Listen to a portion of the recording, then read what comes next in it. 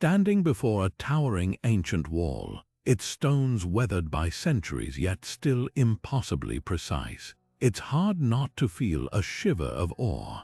How did human hands, without cranes, without lasers, without the tools we take for granted today, achieve something so monumental? These silent giants of the past defy logic, their very existence whispering secrets of lost knowledge and forgotten skill.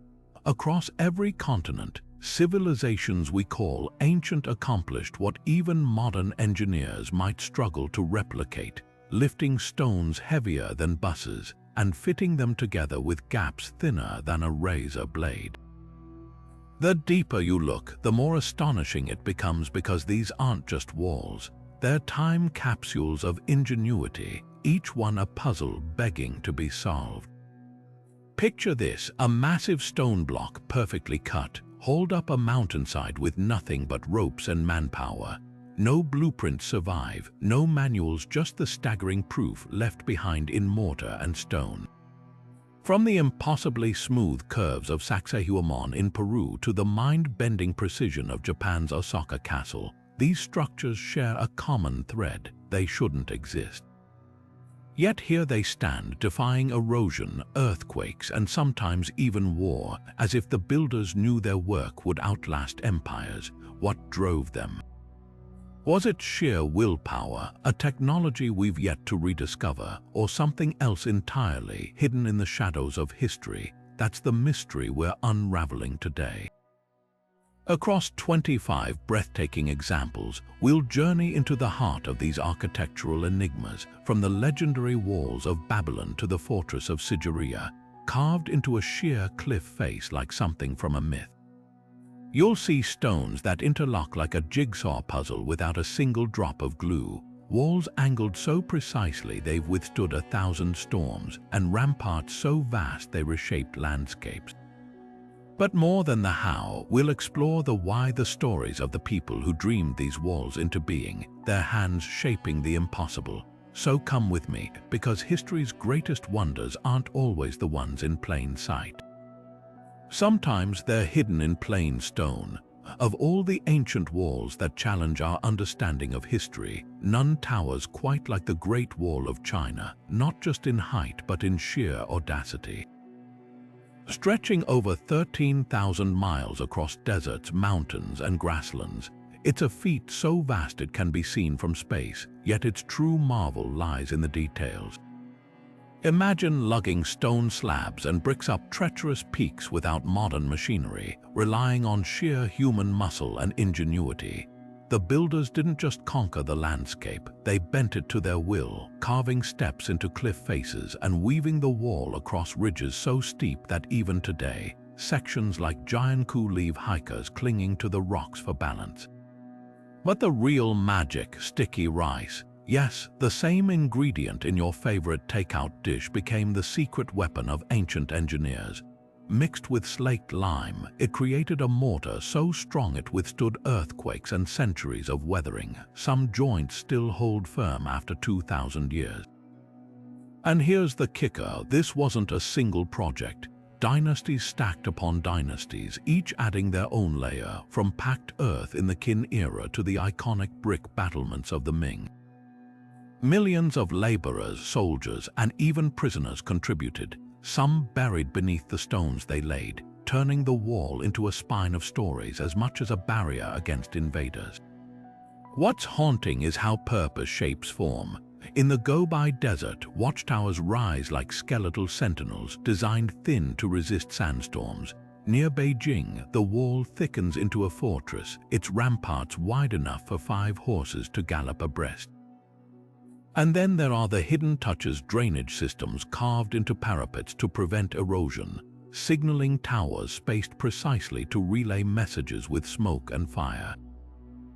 This wasn't just a wall, it was a living, evolving system, proof that scale alone doesn't define greatness. It's the thinking behind every stone. Just a short walk from the bustling streets of Cusco, the fortress of Sacsayhuaman rises like a stone symphony, its walls weaving in jagged lines across the hillside. At first glance, it looks like the work of giant limestone blocks, some as heavy as 2 blue whales, stacked in intricate patterns without a drop of mortar to hold them together. But the real magic happens when you lean in close. Run your fingers along the seams and you'll find no gaps, no cracks, just edges so precisely cut that even a piece of paper can't slip through. How did the Inca achieve such perfection with nothing but bronze tools and raw manpower? The answer remains one of history's most tantalizing riddles. Take one of those colossal stones near the fortress's base, a jagged, 12-angled monster that slots into its neighbors like a puzzle piece. No 2 blocks here are alike, yet each fits flawlessly, their curves and angles mirroring one another with almost organic precision. Modern engineers have theorized for decades about the techniques used. Some suggest the stones were softened with plant acids and shaped over time. Others propose a system of ropes and ramps, but no single theory fully explains the reality. What's undeniable is the intention behind it. These zigzagging walls weren't just built to last, they were built to move, and that's the genius of it. When earthquakes shake the Andes, most structures crumble, but Sacsayhuaman dances. The irregular joints and interlocking stones allow the walls to shift and settle without collapsing, a design so advanced it rivals modern seismic engineering. Yet the mystery only deepens when you consider the logistics.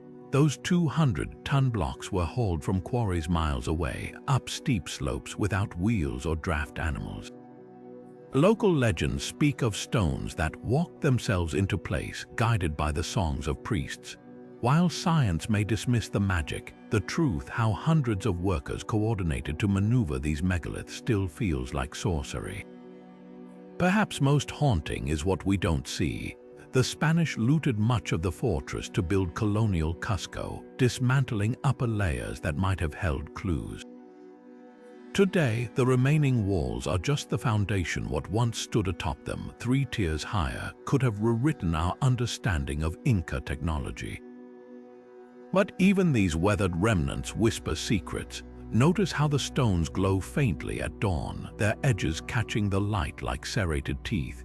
This was more than a military stronghold. It was a temple to the sun, a cosmic calendar, and a testament to a civilization that saw stone not as a barrier, but as a living thing to be coaxed into harmony. Far from the jagged stone labyrinths of the Andes, another wonder once rose from Mesopotamia's Golden Plains walls that didn't just defend a city, but proclaimed its divinity. The walls of Babylon, commissioned by King Nebuchadnezzar II around 600 BC, weren't merely functional, they were a statement cast in cobalt and gold. Ancient historians like Herodotus swore they stood over 300 feet tall, higher than a 20-story skyscraper, while their thickness stretched so wide that chariots could race 3 abreast along the battlements. But it wasn't their size alone that made them legendary. It was how they glowed. Walk through the Ishtar Gates, reconstructed ruins in Berlin's Pergamon Museum today, and you'll catch a ghost of their brilliance. Thousands of glazed bricks shimmering in deep lapis and sunburst gold, each one stamped with dragons and bulls that seemed to ripple in the desert light. The Babylonians didn't just bake clay, they engineered alchemy. By firing bricks with cobalt oxide and copper, they created a ceramic skin that resisted weathering and reflected sunlight like water, making the walls visible for miles. Some scholars argue this wasn't just artistry, it was psychological warfare. Imagine approaching Babylon at noon, squinting against walls so bright they hurt your eyes, their surfaces crawling with mythical beasts. The message was clear, this wasn't a city of mortals, yet the height debate lingers like a sandstorm. While Herodotus's 300-foot claim seems fantastical, modern excavations suggest a more plausible but still staggering 80 feet, with towers possibly doubling that. The discrepancy: Babylon's walls weren't a single barrier but layered rings, each taller than the last, creating an optical illusion of impossible scale.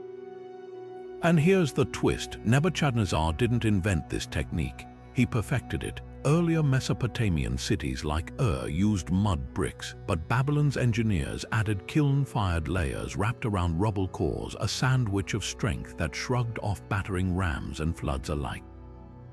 What's haunting is how much we've lost. The real marvel wasn't just the walls themselves, but what they cradled, the hanging gardens, said to bloom atop terraces like a mirage. While archaeologists still hunt for physical proof, the walls whisper of their existence. Irrigation channels found embedded in the brickwork suggest a plumbing system sophisticated enough to feed cascading gardens in the sky. So were the walls a fortress, a canvas, or the world's first climate-controlled infrastructure? Maybe they were all three, a reminder that ancient wonders rarely served just one purpose, but many, layered as carefully as the bricks themselves. Crossing the Aegean to the sun-baked hills of Greece, we find walls so colossal they sparked myths of one-eyed giants. Mycenae and Turins, twin titans of the Bronze Age, loom with their infamous Cyclopean masonry, a jigsaw puzzle of limestone boulders, some weighing over 20 tons, fitted together so tightly that even 3,000 years of earthquakes haven't shaken them apart. The ancients called them Cyclopean because they couldn't fathom mere humans moving such monoliths, but the truth behind these walls is stranger than any legend. Start with Mycenae's Lion Gate, the only surviving sculpture from the Bronze Age Aegean.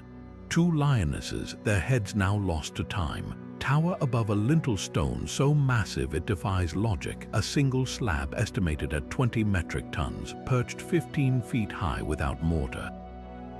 How did they lift it? The answer might lie in the gate's clever design. Notice the triangular relief above the lintel. It's not just art. That empty space redirects weight away from the stone beneath, a stroke of engineering foresight that kept the gateway standing through invasions and tremors. But the real marvel is the rubble core. Unlike the pristine outer face, the interior hides a secret, smaller stones packed like gravel, absorbing shocks that would crack solid masonry. Now shift to Turins, just 10 miles away. Here, the walls don't just stand, they breathe.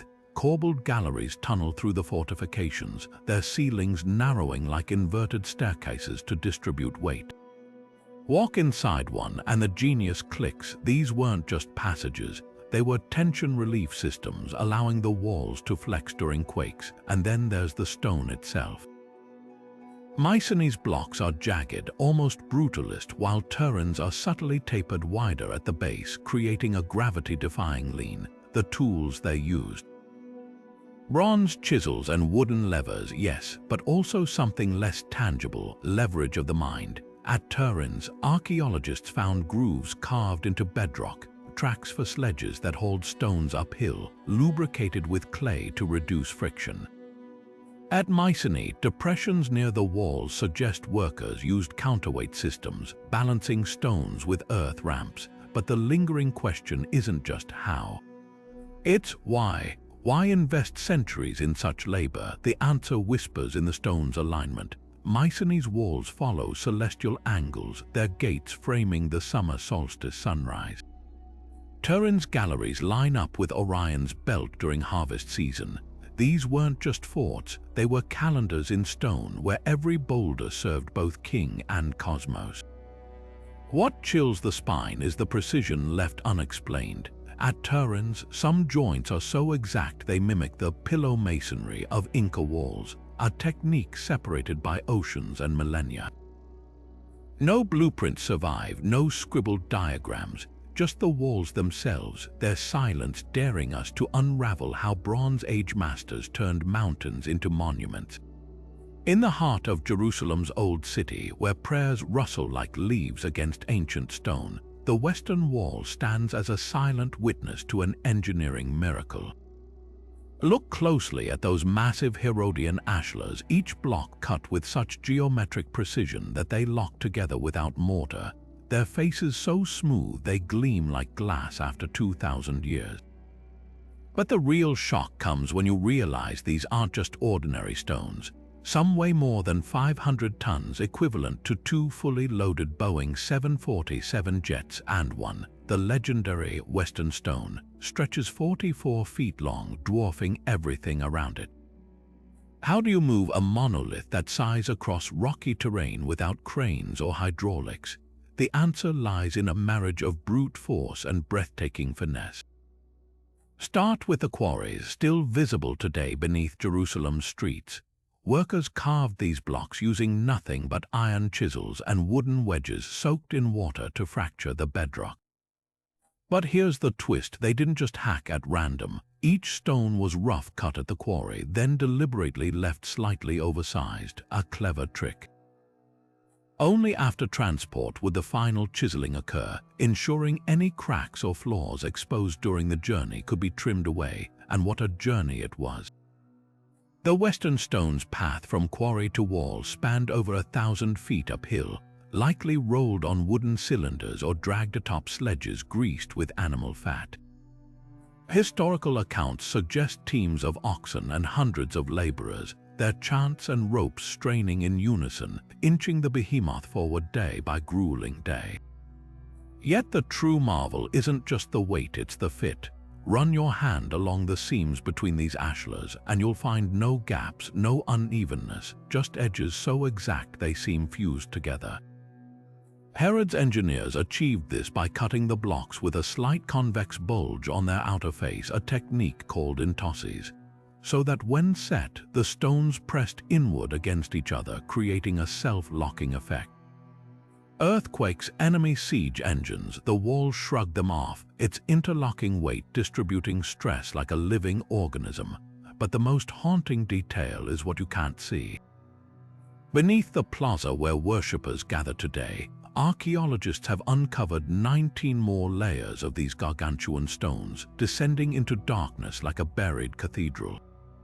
Some bear chisel marks in a unique diagonal pattern, a signature of Herod's crews perhaps, or a coded system for assembly. And then there's the mystery of the missing tools.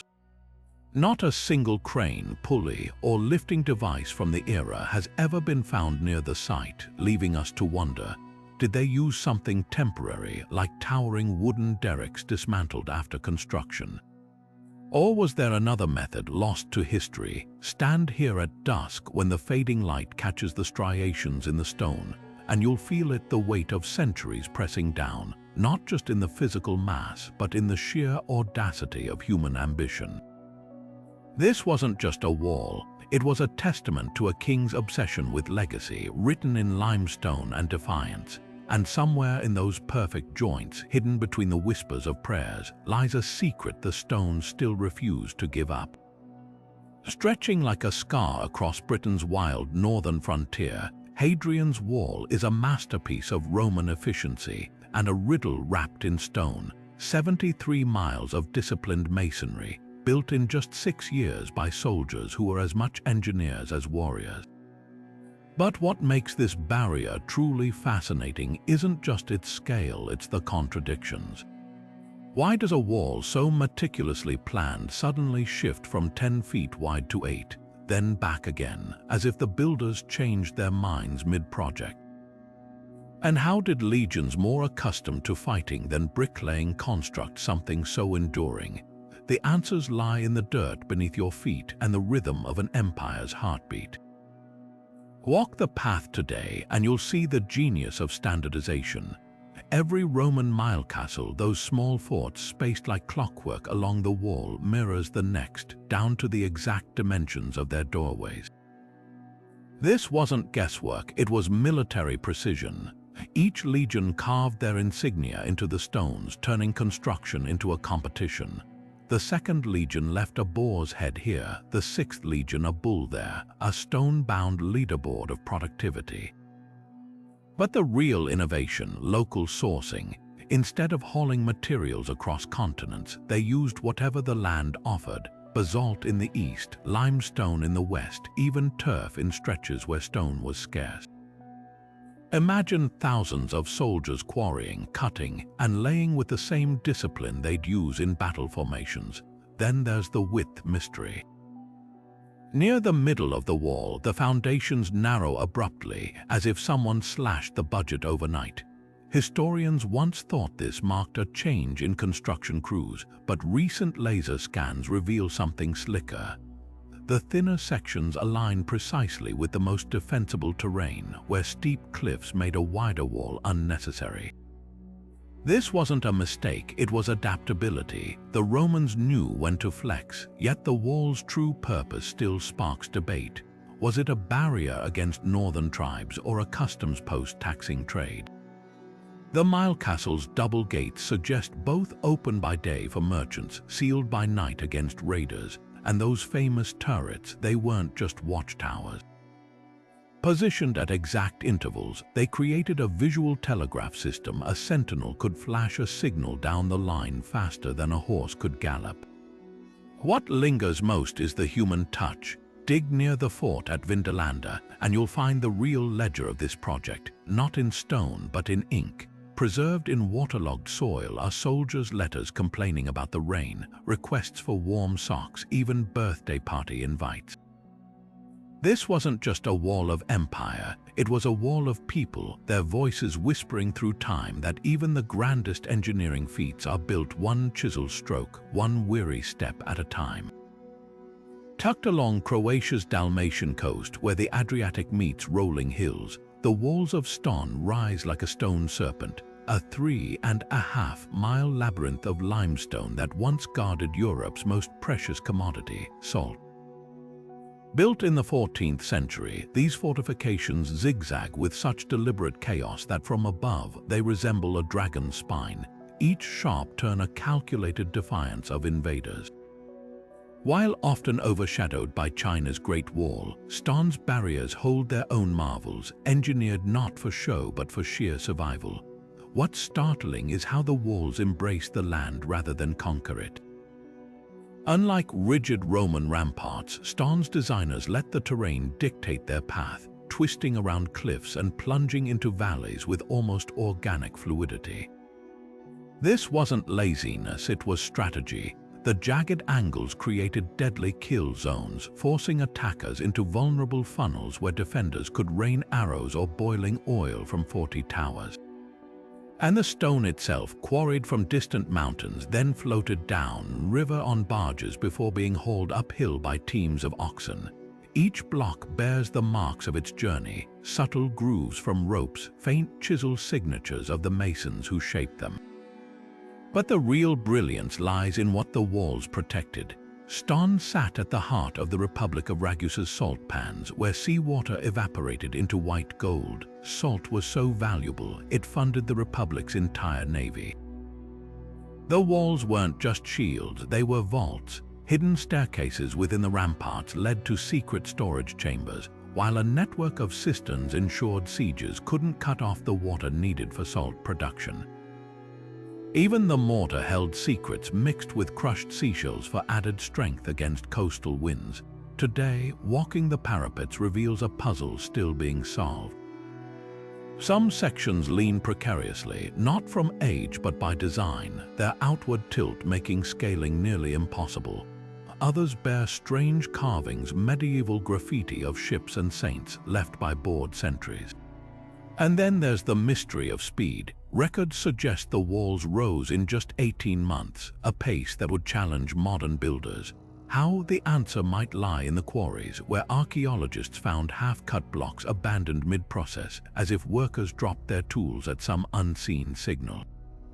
Stand here at sunset when the limestone glows amber, and you'll feel the duality of this place, a structure both brutal and beautiful, forged not for glory but for the quiet, relentless work of preserving everyday life. The walls of Ston don't just stand against time, they whisper the pragmatism of an empire built not on conquest but on the weight of a single crystalline grain. On the edge of Europe and Asia, where the Caucasus Mountains tumble into the Caspian Sea, the Derbent walls rise like a stone zipper. Twin barriers that once clamped shut the only passable route between the steppes and Persia.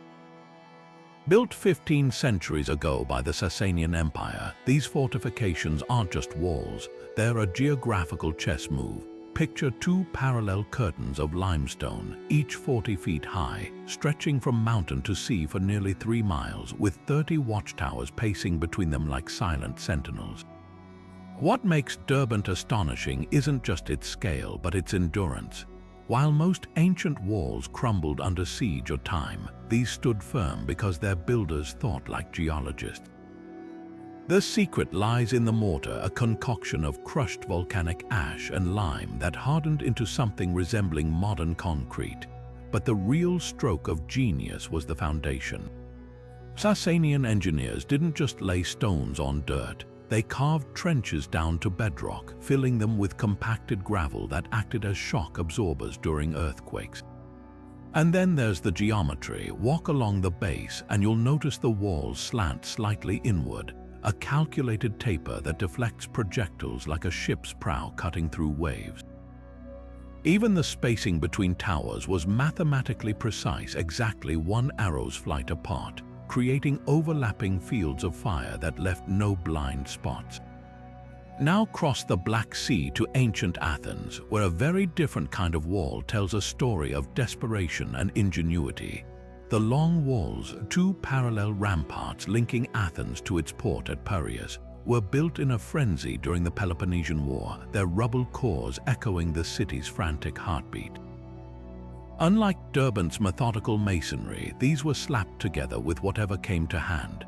Broken statues, shattered pottery, even tombstones, all cemented with thin layers of limestone.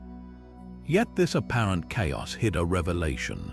Core samples reveal that Athenian engineers intentionally mixed soft and hard materials, spongy volcanic rock between rigid marble fragments, creating a structure that could sway during earthquakes without snapping.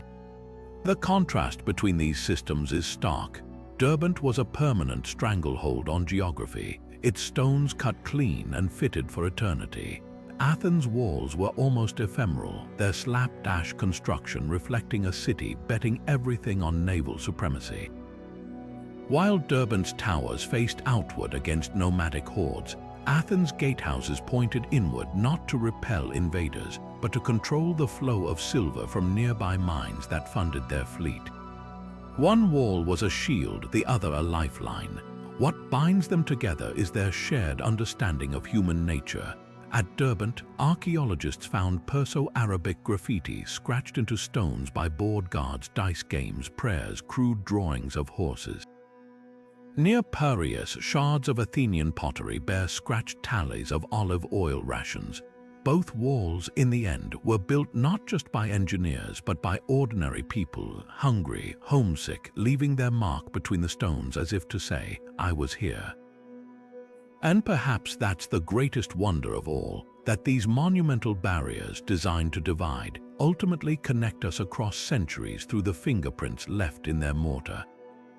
Rising from Spain's sun-baked coastline, the walls of Tarragona are a time capsule in stone, a layered puzzle where Rome's earliest ambitions crash against medieval reinvention.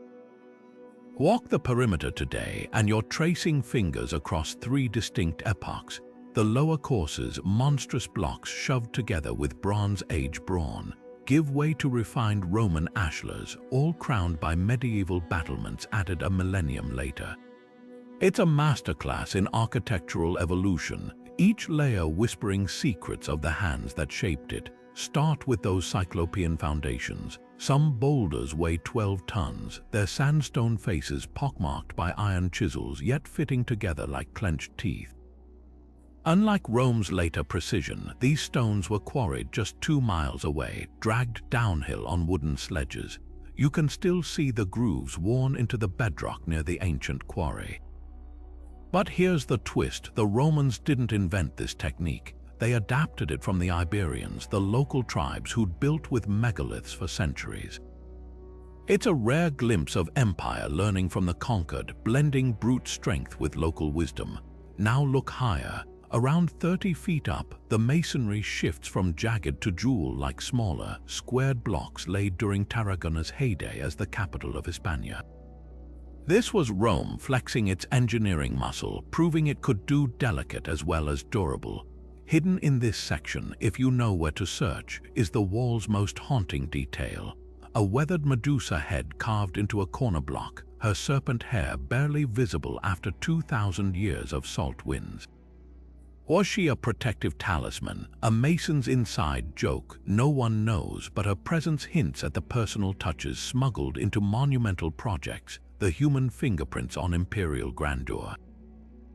The real marvel, though, is how these walls defied time. When Visigoths and Moors assaulted Tarragona, they found the lower sections nearly indestructible, not because of mortar, but because of friction.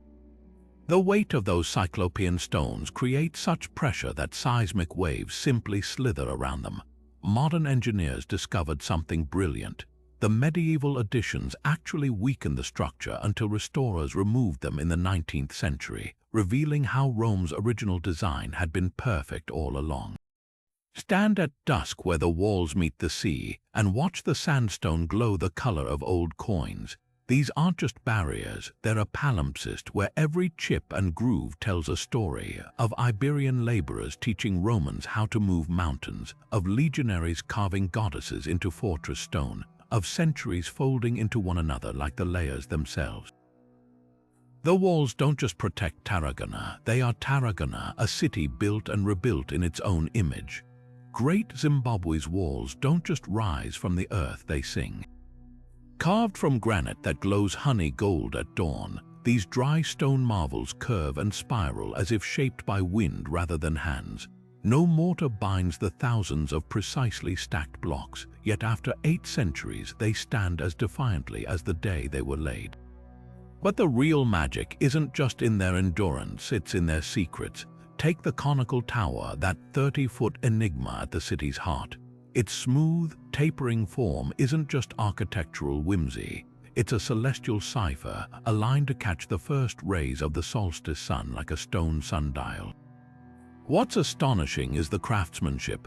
Each granite block was painstakingly shaped by hammerstones, a technique where workers banged rocks together until the edges fractured into perfect planes. No chisels, no metal tools, just patience and an intimate understanding of the stone's grain.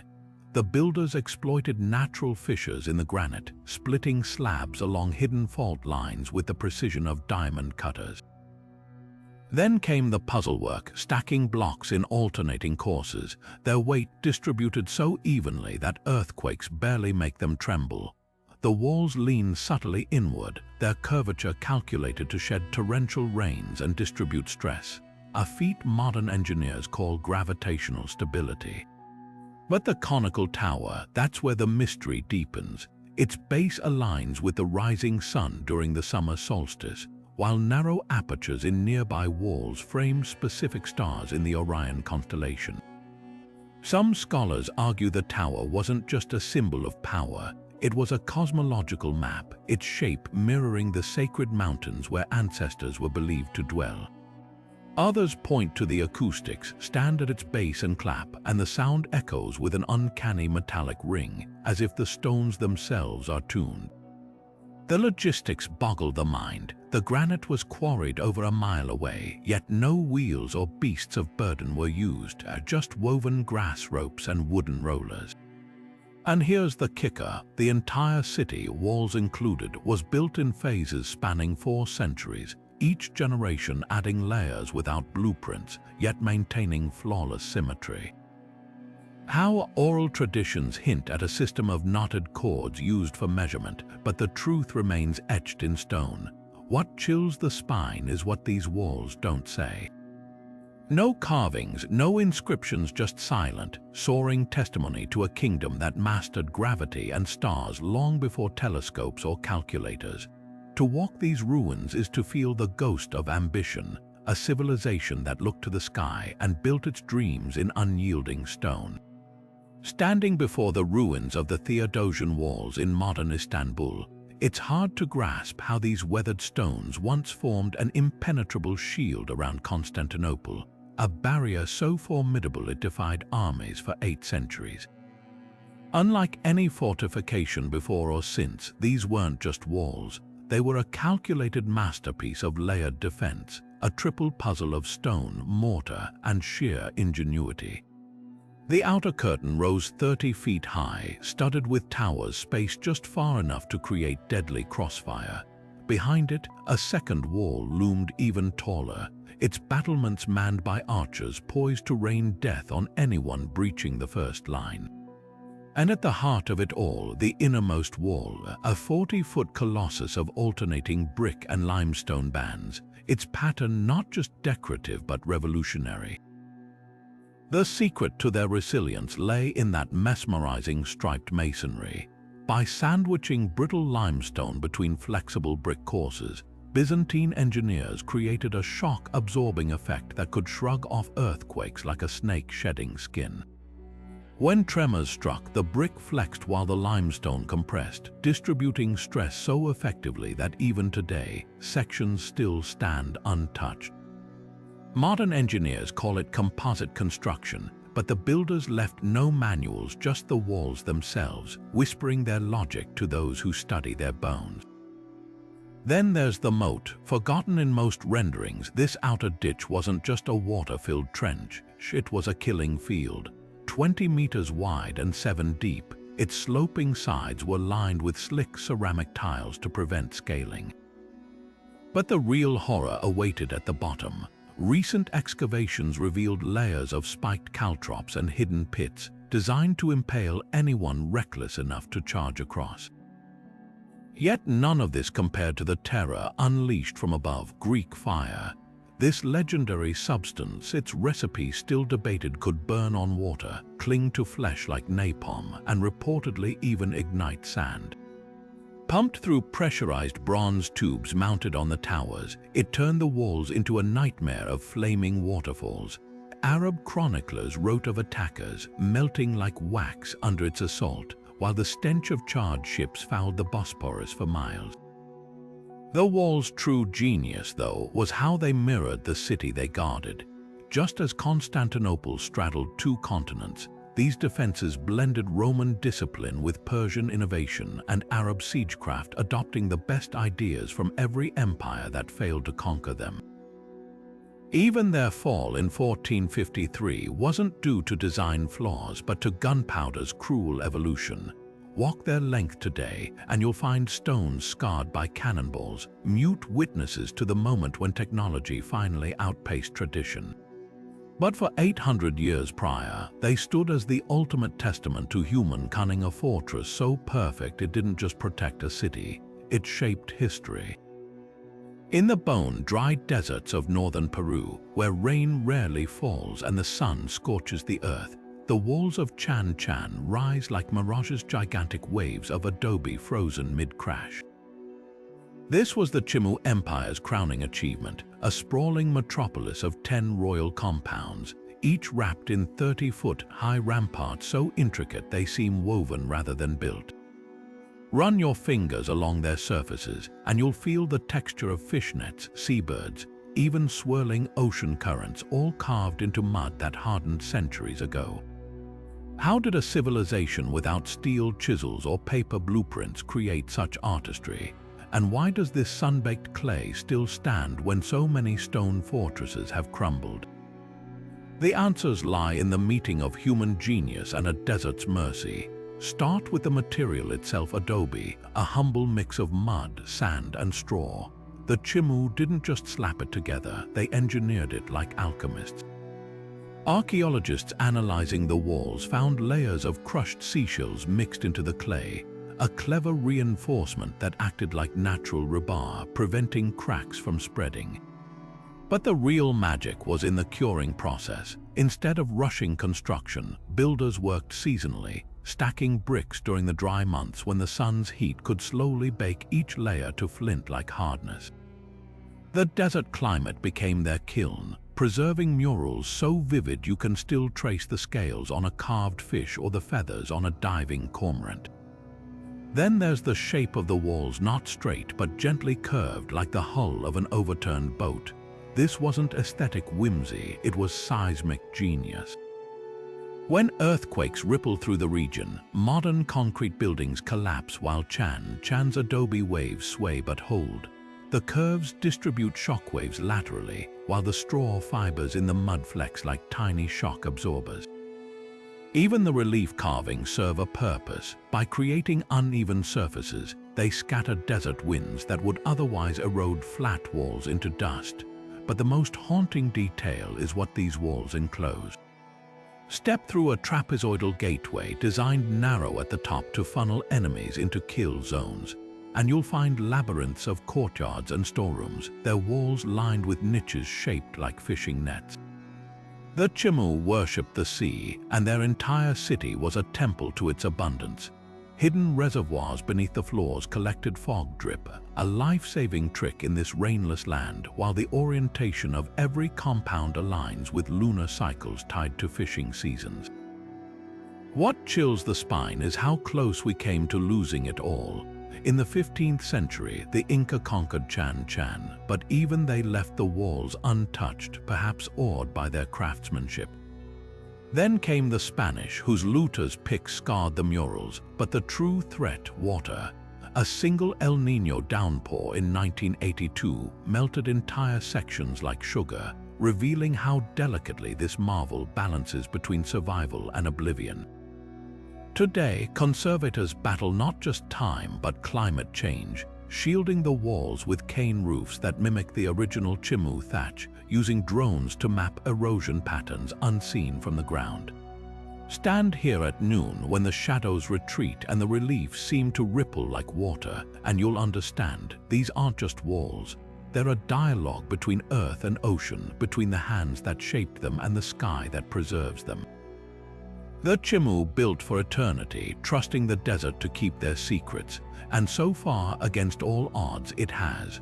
Rising from the golden plains of Castile like a stone crown, the walls of a villa defy time so completely they seem lifted from an illuminated manuscript. Encircling the entire old city, this 12th century marvel stretches nearly 1.5 miles, its 88 granite towers standing sentry with military precision. But what makes a villa extraordinary isn't just its preservation, it's the cultural alchemy in every stone. Look closely at the masonry. Roman engineering whispers through the lower courses, where massive blocks salvaged from abandoned villas lock together in classic opus quadratum, while Moorish flair surfaces in the upper tiers, their intricate ashlar patterns echoing the geometric genius of Al-Andalus. This was a fortress built by crusading kings, yet crafted by the hands of conquered peoples, a paradox set in stone. Climbing the parapets reveals the wall's most puzzling feature, its sheer, almost boastful height. 39 feet tall when most contemporary castles topped out at 25, a villa's ramparts loomed unnecessarily lofty. Some historians argue it was psychological warfare, meant to intimidate rival Christian kingdoms rather than repel Muslim armies. Others point to the granite itself quarried from nearby mountains in such abundance that builders indulged in vertical excess, but there's a subtler brilliance at work. Walk the battlements at dawn, and you'll notice how the eastern curtain wall catches the first light while the western side remains shadowed, a deliberate orientation allowing defenders to spot approaching enemies, silhouetted against sunrise while keeping their own positions in gloom. The towers tell their own story. Unlike the round turrets of French castles or the square bastions of Germany, a villa's 88 sentinels are all semicircular, a hybrid design blending Roman durability with Moorish aesthetics. Each one sits exactly 70 feet apart, the exact effective range of a medieval crossbow, creating overlapping fields of fire that left no blind spots. And beneath their imposing exteriors lie hidden flourishes, cisterns fed by Roman-style aqueducts, arrow slits angled to funnel winter winds into natural air conditioning, even stone benches where sentries could rest without leaving their post. What truly astonishes is how these walls shape the city within. Unlike most fortifications that simply enclose existing streets, our villas were laid out first, the ultimate gated community.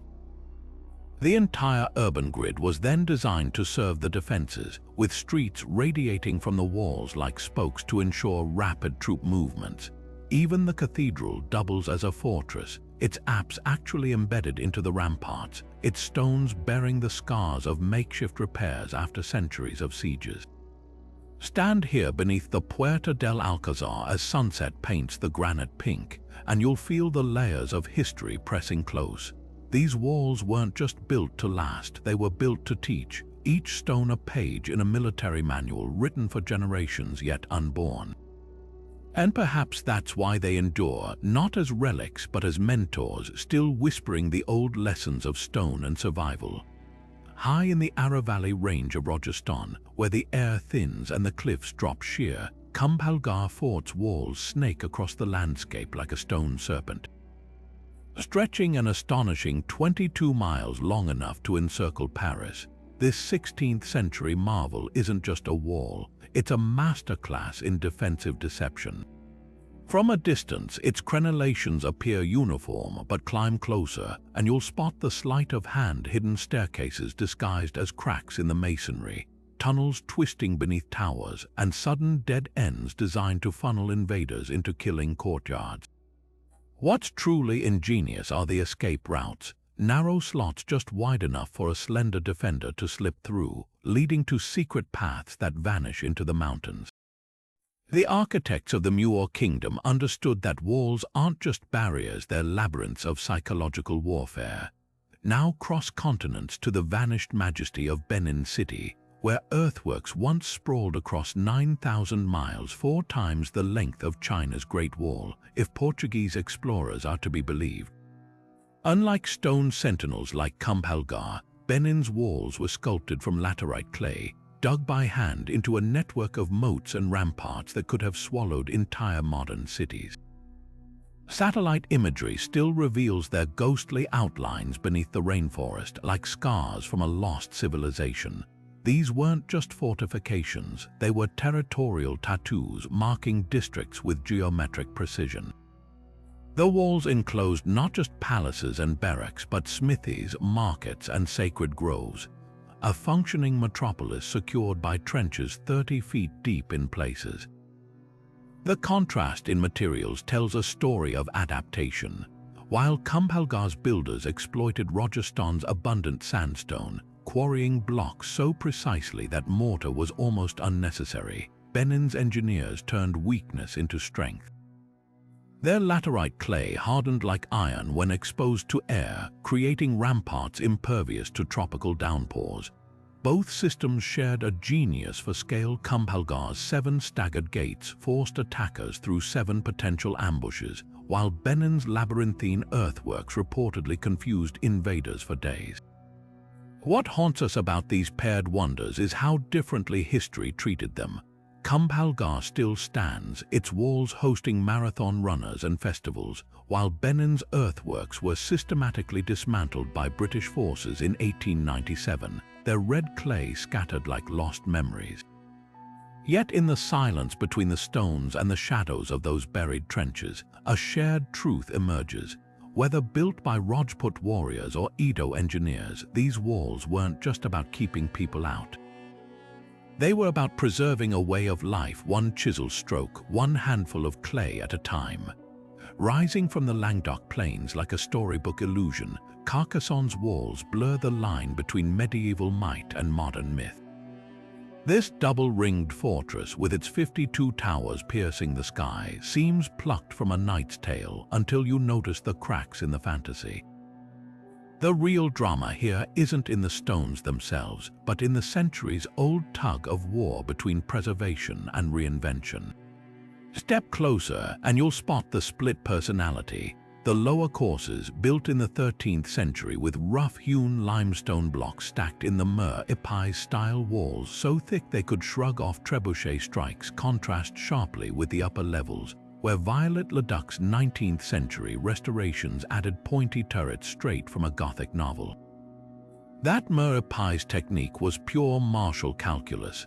Southern French engineers designed walls averaging 13 feet thick, but with a brilliant twist. The outer and inner faces weren't parallel.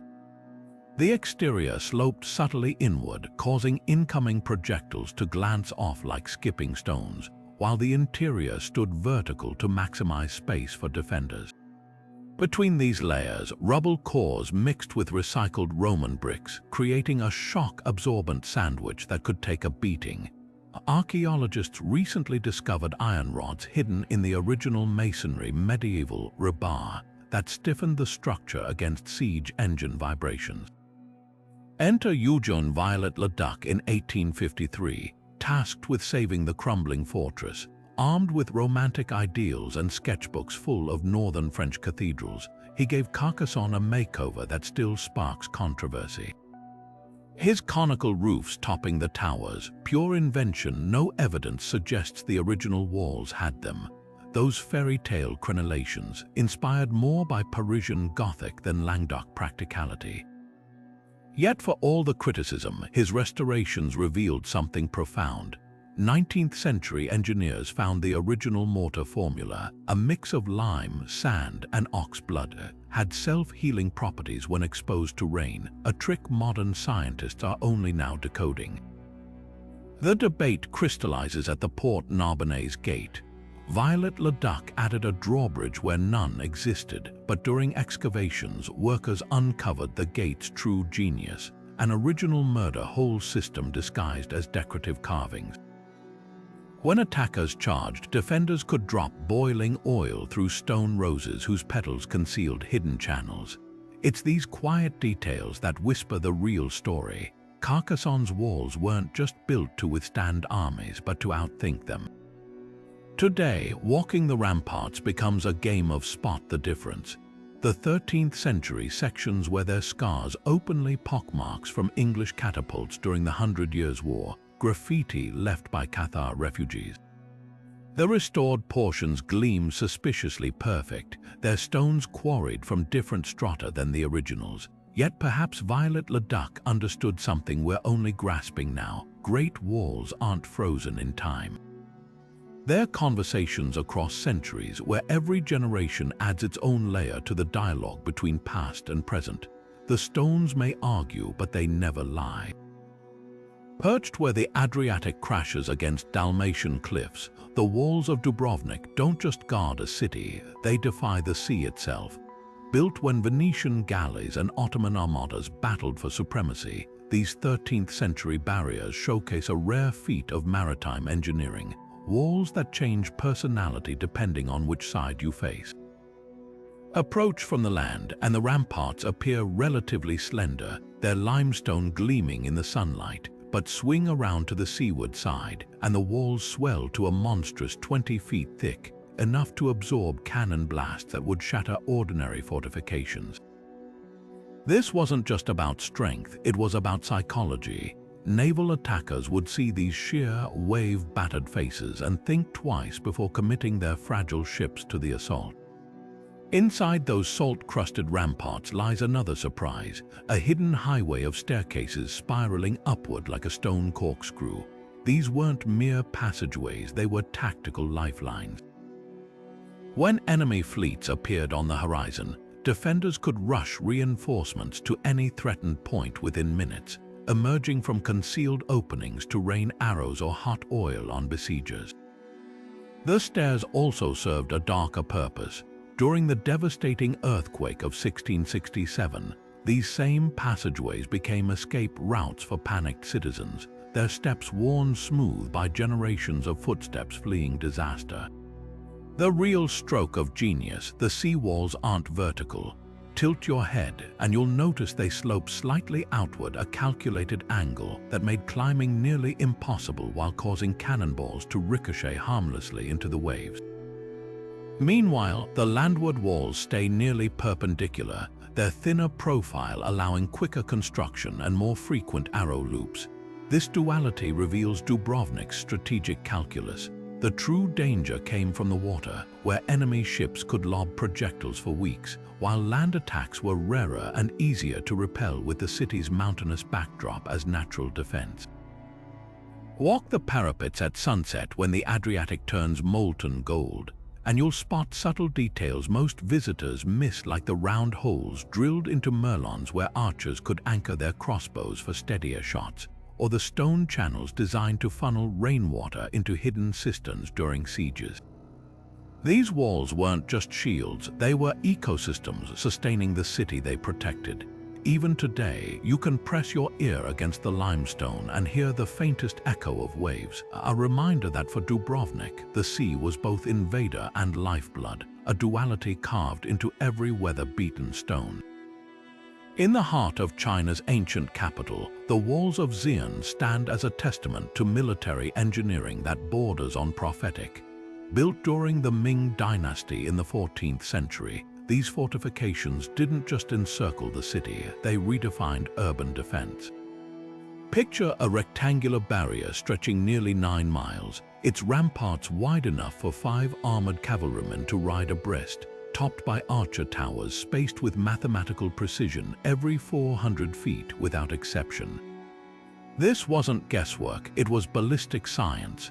Ming engineers calculated this interval as the exact maximum effective range of their composite bows, ensuring overlapping fields of fire that left no inch unprotected. But the real genius lay beneath the surface, literally. While the Ming built upward, they inherited wisdom from below. The wall's foundations used a Tang dynasty technique called hangtu, or rammed earth, where layers of clay, gravel, and lime were compacted with log poles until they fused into something harder than concrete.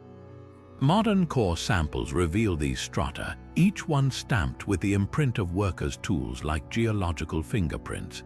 This foundation didn't just support the wall, it made it earthquake-proof, absorbing seismic shocks like a coiled spring. Then there were the gates, not simple openings, but multi-stage death traps. Each entrance channeled attackers through 3 successive courtyards, forcing them into choke points where crossbowmen could pick them off from murder holes in overhead galleries. The outermost gate was iron-plated to resist fire, while the innermost featured a vertical slot just wide enough to pour molten lead onto siege engines below.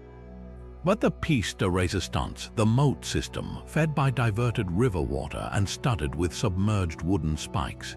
During winter, defenders would deliberately let it freeze thin, just enough to tempt invaders onto the ice before smashing it with trebuchets. What's haunting is how these walls mirror Ston's cosmic ambitions. The 4 main gates align with cardinal directions, echoing the city's role as the axis of the world in Chinese cosmology. Even the brickwork hides secrets. Kiln marks show batches were fired by different military units, creating a hidden ledger of accountability. Today, cyclists race along the broad parapets where sentries once paced, but if you pause near the south gate at dusk, you might catch the whisper of history, the creak of drawn bowstrings, the echo of drums signaling watch changes, and the quiet triumph of a city that dared to build its safety in stone. Buried deep in Turkey's rugged Anatolian plateau, the walls of Hattusa don't just encircle a forgotten capital, they rewrite the playbook of Bronze Age warfare. Picture this: 6 miles of towering stone, zigzagging across hills like a dragon's spine, punctuated by gates where snarling lions carved from single blocks of granite stand eternal watch. These aren't mere decorations. The lion gates monoliths, each weighing as much as 2 elephants, were psychological warfare, their gaping jaws and muscular haunches warning invaders that breaching this city meant tangling with the gods themselves. But the true genius of Hittite engineers wasn't in their artistry, it was in their understanding of physics and fear. Take the glacis, those deceptively gentle slopes rising to meet the walls. Unlike vertical fortifications that invited battering rams, Hattusa's angled ramparts turned siege tactics upside down. Attackers charging uphill found their momentum stolen by the incline, their chariot wheels sinking into loose gravel secretly spread by defenders. Meanwhile, archers rained arrows from hidden loopholes in the walls above holes angled downward so precisely that modern recreations show they could pick off climbers without exposing a single Hittite soldier. And just when besiegers thought they'd found weak spots, the ground would literally vanish beneath them. Archaeologists have discovered tunnels spiraling beneath the glacis, part of a network allowing defenders to emerge like ghosts through postern gates, flanking exhausted enemies from behind. Then there's the masonry itself, At first glance, the polygonal stones seem haphazard, their irregular shapes jumbled together like a messy puzzle. But laser scans reveal a chilling precision. Each interlocking block transfers weight diagonally, channeling the force of earthquakes or rams away from critical points. The Hittites didn't just build walls, they engineered shock absorbers. Even the famous Lion Gate monoliths have a secret. Their bases are subtly convex, allowing the massive jambs to rock slightly during tremors before settling back into perfect alignment. But perhaps the most haunting discovery came in 2018, when ground-penetrating radar uncovered a series of buried chambers within the walls themselves. These weren't storage rooms, they were resonance chambers designed to amplify the sound of marching troops or clanging weapons, creating the illusion of a phantom army. Imagine attacking at dawn, hearing thunderous footsteps echoing from empty battlements, while real soldiers slipped unseen through those hidden posterns to strike from your blind side. This wasn't just defense, it was theater where every stone played a role in the spectacle of intimidation. What lingers isn't just the scale of Hattus's walls, but their sophistication. While contemporaries relied on brute strength, the Hittites weaponized geometry, acoustics, and human psychology. Their capital didn't fall to siege or storm, it was abandoned when empire faded. And so the walls remain, their sloping ramparts still defying time, their stone lions forever mid-roar, frozen in a snarl that has outlasted kingdoms. Sunlight glints off Cartagena's coral stone ramparts, their golden hues shifting with the tide like the Caribbean itself. When Spanish engineers began encircling this treasure port in the 16th century, they faced an enemy more relentless than pirates or rival empires' hurricanes. These walls, stretching 11 miles around the old city, didn't just resist cannon fire, they danced with storms, their very fabric a testament to adaptation. The secret coral, not quarried from distant cliffs but harvested from the seafloor by enslaved divers, its porous structure giving the masonry a miraculous flexibility.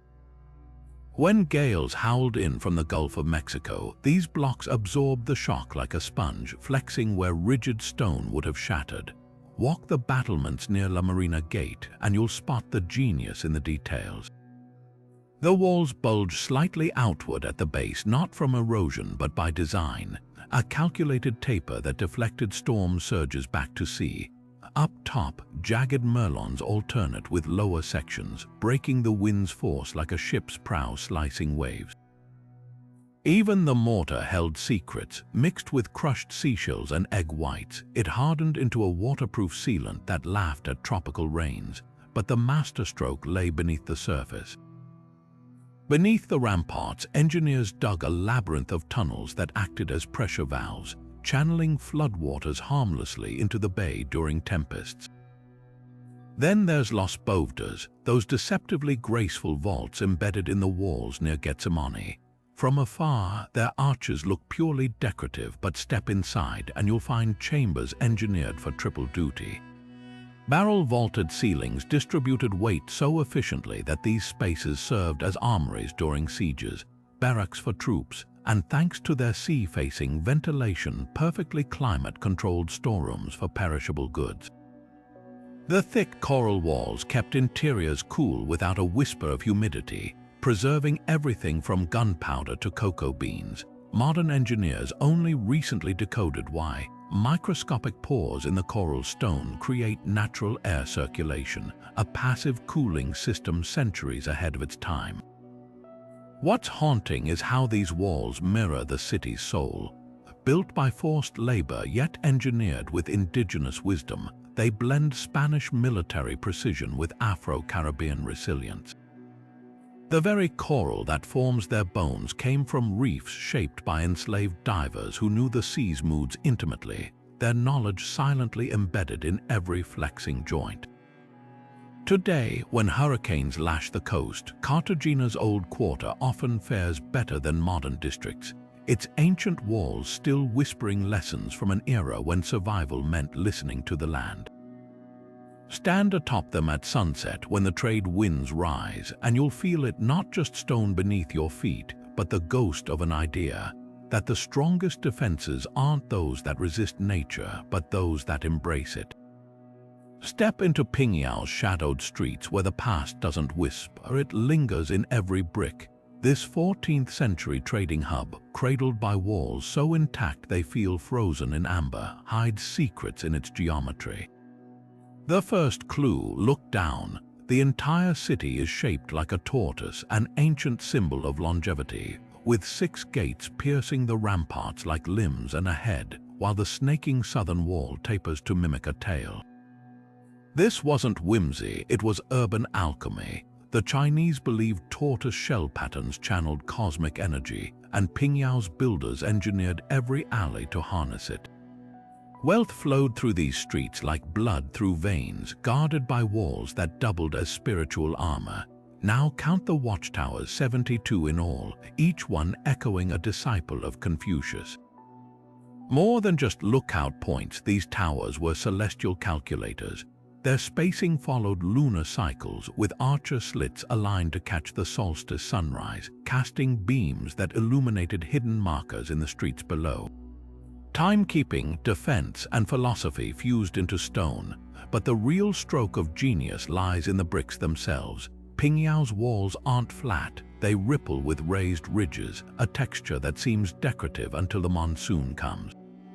These grooves act like miniature aqueducts, channeling torrential rains away from the base with precision that would make modern engineers envious.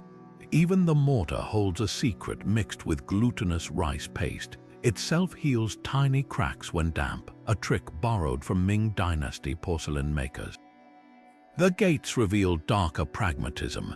Each entrance bends at a 90-degree angle inside the wall, creating deadly kill zones where raiders would bottleneck under crossfire from hidden platforms above. But the most haunting feature, the invisible moat. Beneath the streets, a network of brick-lined drains doubled as emergency waterways during floods, while also funneling attackers into submerged traps during sieges. Merchants thrived here because the walls didn't just keep danger out, they outsmarted it. Today, walk the ramparts at dawn when the morning mist clings to the battlements, and you'll feel the duality of this place. The stones still bear grooves from rope-pulled carts hauling silver, the lifeblood of China's first banking system. Those 72 towers, they've outlasted empires, their silent vigil a reminder that the best defenses aren't just thick, they're wise. Pingyang's walls weren't built for war alone. They were built for endurance, a tortoise-shell embrace where commerce and cosmology pressed palm to palm. Diyarbakir's walls rise from the Turkish plains like a shadow cast by the Great Wall itself, 5 miles of jagged black basalt that have watched empires rise and fall for 3,000 years. Unlike any other fortification on Earth, these ramparts glow charcoal gray under the midday sun, their volcanic stone radiating heat like embers long after dusk. The Romans called it a midder, and they built their masterpiece here, the Kesi Berku or Goat Tower, a hulking bastion where the walls curve like a scorpion's tail. Its stones cut so precisely that not even a dagger's blade can slide between them. What makes these fortifications extraordinary isn't just their scale, it's the stone itself. Basalt, born from fire and cooled into near indestructible hardness, laughs at siege engines and shrugs off earthquakes that would reduce ordinary limestone to rubble.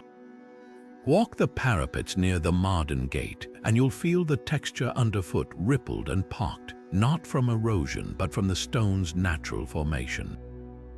The Romans didn't just quarry these blocks, they harnessed the geology of catastrophe.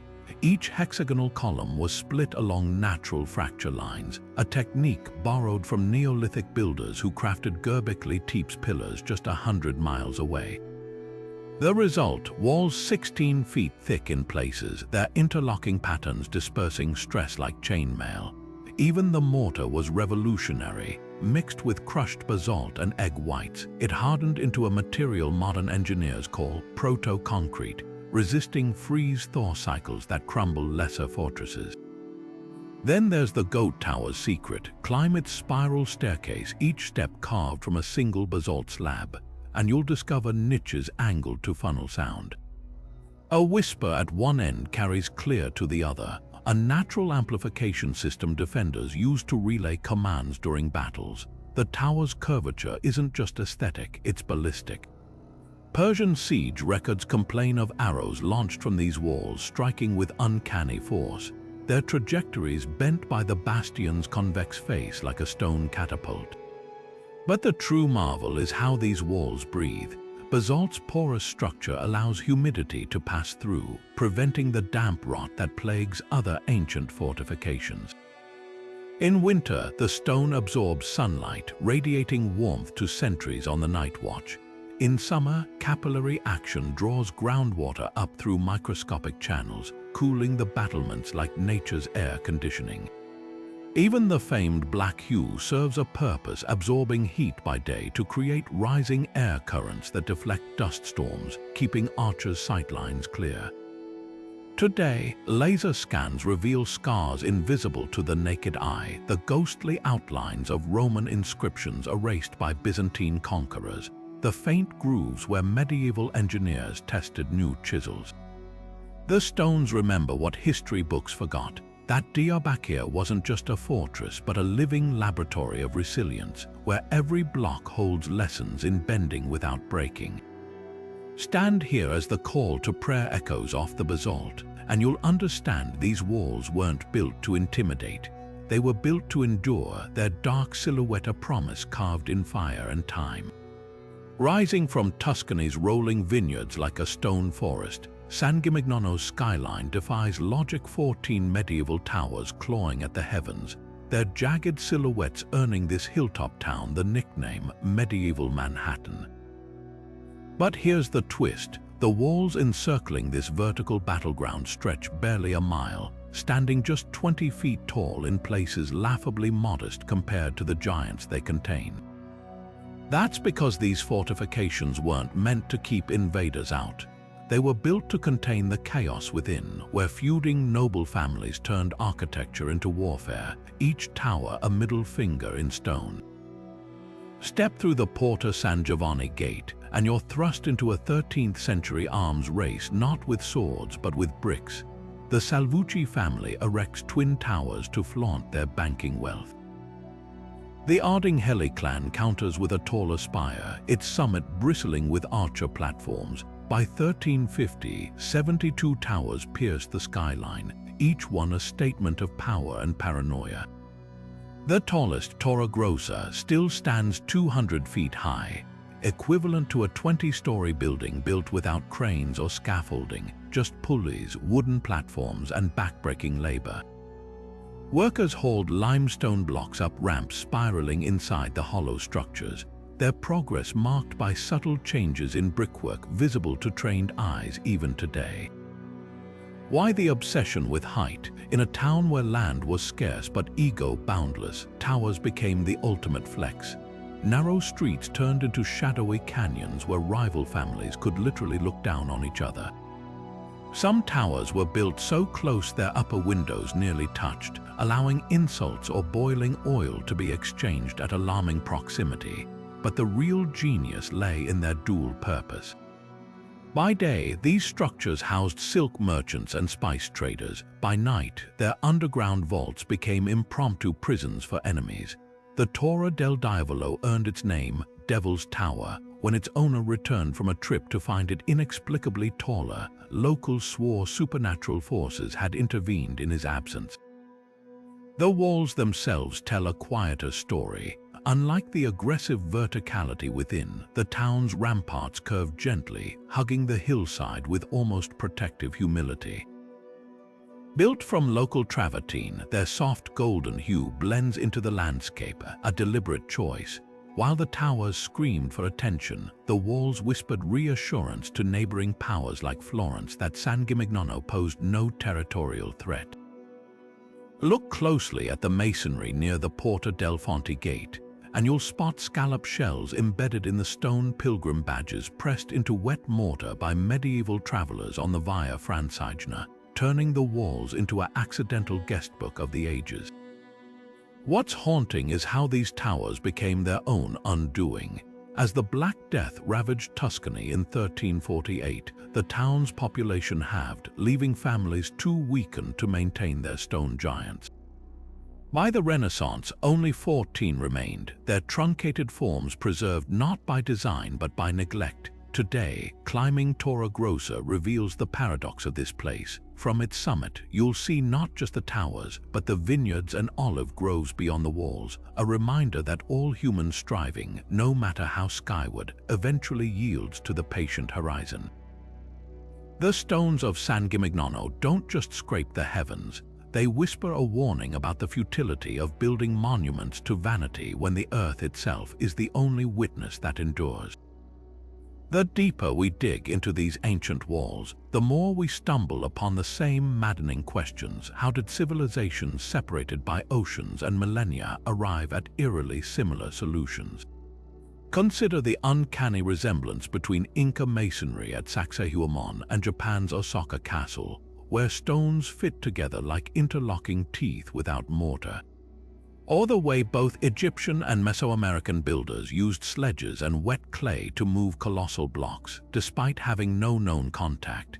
These parallels aren't just curiosities, they're clues to a puzzle we're still piecing together, one that hints at universal principles of physics and human ingenuity transcending time and culture. Take the enigma of multi-ton stone lifting. From Baalbek's megaliths to Stonehenge, the methods remain speculative at best. Some theories point to counterweight systems, like the massive ramps found near the Great Pyramid, but others, like the Coral Castle in Florida, where a single man allegedly moved blocks weighing tons using unknown techniques, defy even modern engineering logic. Then there's the Puma Punku controversy in Bolivia, where andesite blocks were cut with such geometric precision that some speculate advanced tools were involved, despite dating to 600 AD. The recurring theme, a stubborn refusal of these feats to fit neatly into our timeline of technological progress. Precision joints pose another riddle. The tight seams of Peru's Coricancha or the ventless stonework of India's Kailasa temple suggest more than just skilled craftsmanship. They imply standardized measurement systems and tools we've yet to rediscover.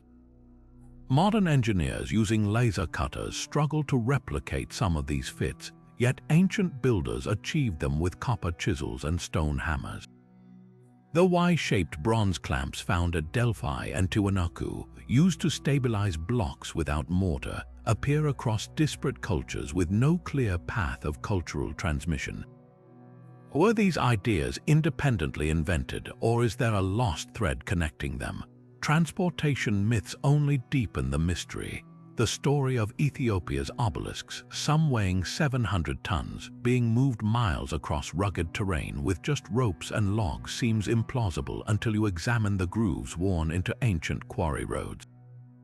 Similar tracks appear near Easter Island's Moe, China's Forbidden City, and even medieval European cathedrals, suggesting a shared understanding of friction reduction. Yet how did this knowledge spread? Oral traditions from Polynesia to the Andes speak of stones walked into place with rhythmic chants and coordinated pulls, a technique recently demonstrated experimentally but still not fully explained. Perhaps the most tantalizing question isn't how, but why. Why invest generations in moving mountains of stone when simpler materials were available? The answer might lie in the walls themselves, their longevity, their defiance of earthquakes, their silent testimony to civilizations shouting across time, "We were here." These aren't just engineering puzzles, they're cultural time capsules, each precision cut and hauled block a manifesto etched in geology. Until we crack their codes, these walls remain both monuments and mysteries, their secrets locked not in scrolls or artifacts, but in the very stones that have outlasted empires. The stones of Sacsayhuaman might be ancient, but their lessons are cutting edge. Modern engineers facing California's fault lines or Tokyo's tremors now turn to Inca walls for inspiration, realizing that those irregular, interlocking blocks, dismissed for centuries as primitive, are actually masterclasses in seismic resilience. The same jigsaw puzzle masonry that baffled Spanish conquistadors now informs base isolation systems in skyscrapers, where buildings rest on flexible pads mimicking the way Inca stones dance during quakes. In Lima, the earthquake-proof Casa Grande Hotel deliberately replicates the trapezoidal doorways and sloping walls of Chan Chan, proving that sustainable architecture isn't just about new materials, but sometimes about rediscovering old wisdom. Yet for every innovation we've borrowed, there's a technique we've failed to replicate. Take the self-healing mortar of Cartagena's coral walls. Modern scientists still can't fully explain how its crushed seashell and egg white formula repairs microcracks when exposed to humidity. Or consider the passive cooling of Diyarbakir's basalt fortifications, where porous stone regulates temperature without energy input, a concept green architects are scrambling to imitate with expensive hydroceramic panels. Even something as simple as the Roman practice of mixing volcanic ash into concrete, which created marine structures lasting millennia, was lost until researchers analyzed seawater samples near ancient harbors in 2017. This sparks a fierce debate among engineers. Are we advancing or just reinventing the wheel? On one side, proponents of modern technology point to materials like carbon fiber-reinforced polymers and 3D printed structures. On the other, traditionalists highlight how the Great Wall's sticky rice mortar outperforms modern Portland cement in weathering tests, or how Hattus's acoustic chambers predate modern sound dampening technology by 3,000 years. The truth likely lies somewhere in between. We've gained precision tools and computational modeling, but lost the intuitive understanding of local materials and microclimates that let ancient builders adapt without blueprints. Perhaps the most humbling realization comes from disaster zones. When the 2015 Nepal earthquake crumbled modern buildings but left many traditional Nuwari brick structures standing, architects studied the survivors' flexible timber-laced masonry, a technique documented in Indian manuscripts from 800 AD. Similarly, after Hurricane Katrina, researchers found that Louisiana's 19th-century raised cottages, inspired by West African design, had fared better than contemporary homes. This isn't nostalgia, it's physics. Ancient builders worked with nature's rhythms, not against them, creating structures that flexed with environmental stresses rather than resisting them until they snapped. The ultimate irony, some of the most promising innovations in sustainable design today are actually returns to antiquity. Rammed earth construction, once used in the walls of Tarragona, now appears in eco-friendly homes from Australia to Texas. The wind-scattering textures of Pingyao's walls inform modern facades, reducing urban heat islands. Even biomimicry, the science of imitating natural structures, often leads us straight back to ancient solutions, like the hexagonal basalt columns at the Giant's Causeway inspiring stronger concrete aggregates. What ancient walls whisper to us isn't just about stones and mortar, but about a different relationship with time. Where we build for decades, they built for centuries. Where we rely on mechanical systems, they harness geology and climate. The challenge isn't merely to copy their techniques, but to recover their mindset, one that saw buildings not as isolated objects, but as living dialogues between earth, sky, and human ambition. In the end, the greatest tribute we can pay these forgotten engineers isn't awe, but attention. From the Great Wall's sticky rice mortar to Sacsayhuaman's earthquake-proof stonework, ancient builders left us a global gallery of impossible walls, each whispering secrets we're still scrambling to decode. Think of the Hittites weaponizing acoustics in Hattus's walls, where hidden chambers amplified phantom armies to terrify invaders, or the Chimu engineers of Chan Chan, who turned humble adobe into seismic armor by mixing in crushed seashells and aligning entire cities with lunar cycles. Then there's Babylon, where Nebuchadnezzar's glowing blue bricks defied the desert sun, and Diyarbakir's volcanic basalt ramparts cooling themselves like living organisms. These weren't just barriers, they were alchemical experiments blending art, science, and spirituality into stone. What ties them together? The sheer audacity of problems solved without modern tools. How did workers haul the Western Wall's 500-ton blocks uphill? Why does a soccer castle's masonry mirror peruse though the builders never met? And what lost technique let the Inca carve stones so precisely that even today a razor blade can't slip between them? The deeper we dig, the more we realize our ancestors didn't just build, they hacked physics, turning landscapes into legacies. Now it's your turn. Which wall left you breathless? Was it the psychological warfare of Carcassonne's sloping ramparts, or Pingyao's tortoise-shell streets humming with cosmic energy? Drop your pick in the comments. We're obsessing over these mysteries too. And if you think these walls are mind-blowing, wait until we dive into the world's most enigmatic pyramids. From Bosnia's contested hills to Sudan's forgotten Nubian giants, that's a puzzle begging to be unstacked. Until then, keep looking closer, because history's greatest tricks are often hiding in plain stone.